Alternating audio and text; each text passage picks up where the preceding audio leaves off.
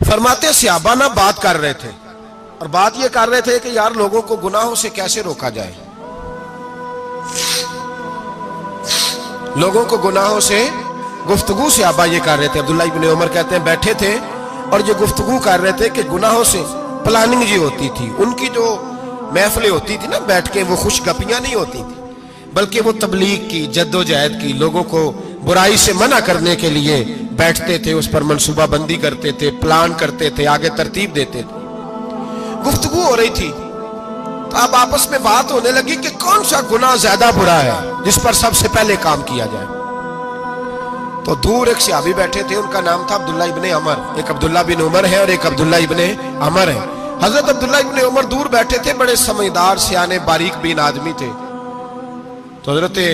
عمر فاروق اپنے بیٹے سے کہنے لگے جا عبداللہ ابن عمر سے پوچھ کے آ کہ سب سے سخت گناہ کون سا ہے۔ توجہ ہے میرے بھائیوں، ادھر دیکھیے گا میری جانب، پوچھ کے آ کہ سخت گناہ کون سا ہے۔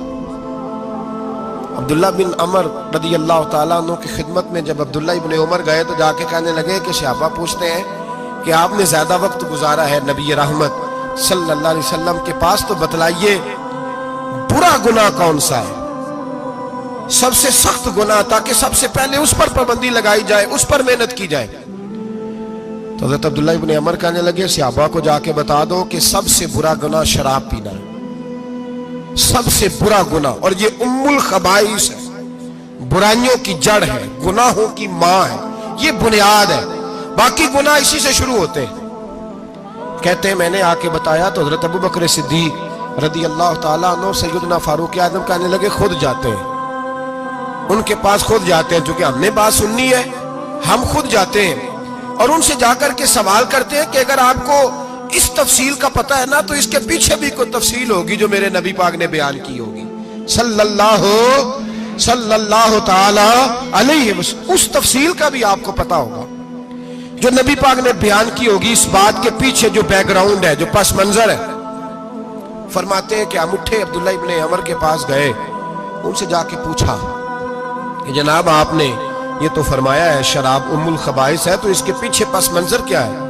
تو عبداللہ ابن عمر کہنے لگے یہ میں نے اپنے پاس سے نہیں کہا، یہ میں نے نبی پاک سے سنا ہوا ہے۔ حضور سید عالم صلی اللہ علیہ وسلم بیٹھے تھے تو حضور نے فرمایا شراب، یہ نشہ، یہ برائیوں کی ماں ہے۔ اور پھر حضور نے ایک مثال بیان فرمائی، نبی رحمت علیہ السلام نے فرمایا بنی اسرائیل کا ایک واقعہ ہے، ایک خوبصورت جوان تھا، ایک عورت کا دل آ گیا اس پر۔ یہ یاد رکھ لیں، ہم لڑکوں کو منع کرتے رہتے ہیں لیکن ہمیں گھر کی بچیوں پر بھی توجہ دینی ہوگی، ہمیں ان کے فون پر بھی نگرانی کرنی ہوگی، ہمیں وہاں بھی غور کرنا ہوگا، اس لیے کہ اگر کوئی بچی گنجائش نہ دے تو میرا خیال ہے کہ لڑکا جرت کرنے کی طاقت نہیں رکھتا، تو وہاں بھی ان کی اماں سے کہے کہ پابندی لگائے، بچی کسی کا موبائل لے کر کے کہیں اس کو استعمال تو نہیں کر رہی،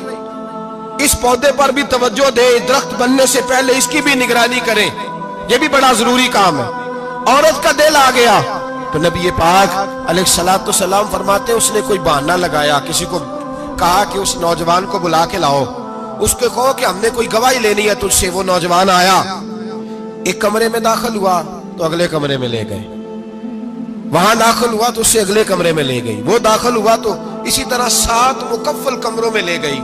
میرے کریم رسول میرے محبوب پاک علیہ السلام فرماتے صحابہ کو سمجھا رہے ہیں میٹھے لب و لہجے میں، فرماتے جب سب سے پچھلے کمرے میں لے گئی تو ایک لڑکا بندھا ہوا تھا وہاں رسیوں سے،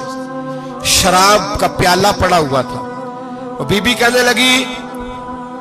کوئی گواہی شواہی نہیں لینی، تجھے اس لیے بلایا ہے کہ تیرے اوپر دل آ گیا ہے، اب میرے ساتھ منہ کالا کر۔ تو وہ جوان کہنے لگا نہیں، میں نے اپنے نفس کو پاک رکھا ہوا ہے، میری نظر بھی پاک ہے، دل بھی پاک ہے، اور اس کی برکت یہ ہے کہ رب نے میری روح کو بھی پاک رکھا ہوا ہے، تو میں یہ حرکت نہیں کر سکتا۔ پاک لوگ پلید کاموں کی جانب توجہ نہیں کرتے، میں یہ حرکت نہیں کر سکتا۔ اقبال نے اپنے بیٹے کو دعا دی تھی، اس نے کہا تھا حیا باقی نہیں ہے زمانے کی آنکھ میں، خدا کرے کہ رہے تیری جوانی بے داغ، خدا کرے کہ رہے تیری جوانی بے داغ۔ کہا میرے ساتھ منہ کالا کر، اس نے کہا میں نہیں کرتا۔